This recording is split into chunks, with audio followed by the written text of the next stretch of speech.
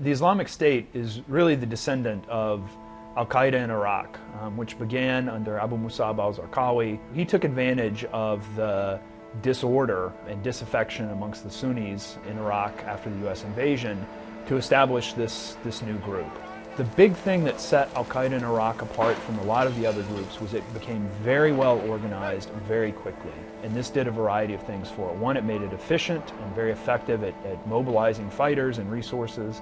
Another thing, though, was it made it very difficult to destroy the organization by killing its leaders.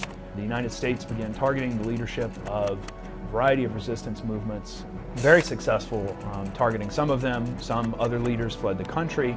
And when that happened to a lot of these groups, they simply collapsed, whereas Al-Qaeda loses leadership and is able to continue fighting. And this gives them a big advantage because they're then able to absorb some of the former fighters from these other groups. 2006, we managed to kill Zarqawi.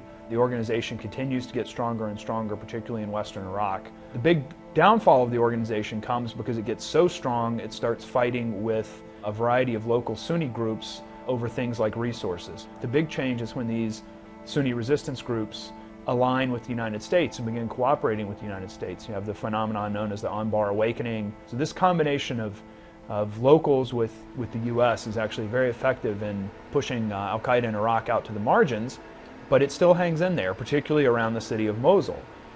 So Al-Qaeda in Iraq officially changes its name to the Islamic State of Iraq after the death of Zarqawi. They're trying to rebrand themselves a little bit as something broader than just Al-Qaeda. And then, of course, Al-Qaeda in Iraq had some falling out with what people refer to as Al-Qaeda Central. So it rebrands itself as the Islamic State of Iraq and goes by that name. It's still the same leadership, it's still sort of the same organization and tactic.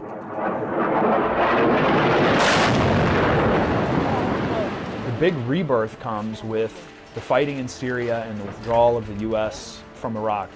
The major distinguishing feature of the Islamic State has been its ability to organize effectively.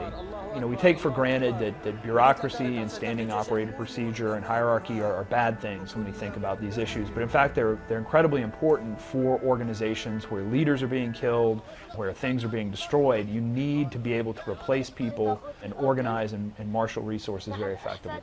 There are few groups who have achieved this level of capability, and they're all very dangerous.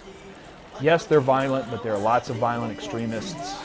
You can look at Boko Haram and other groups in Africa and the Maghreb. But the real distinguishing feature is they're not just violent, they're incredibly effective. If you think about it, they've been fighting to at least some extent the Syrian government, the Iraqi government, the Kurdish Peshmerga, the Free Syrian Army, and they've made progress on all of those fronts that really has only been blunted recently by the application of U.S. air power.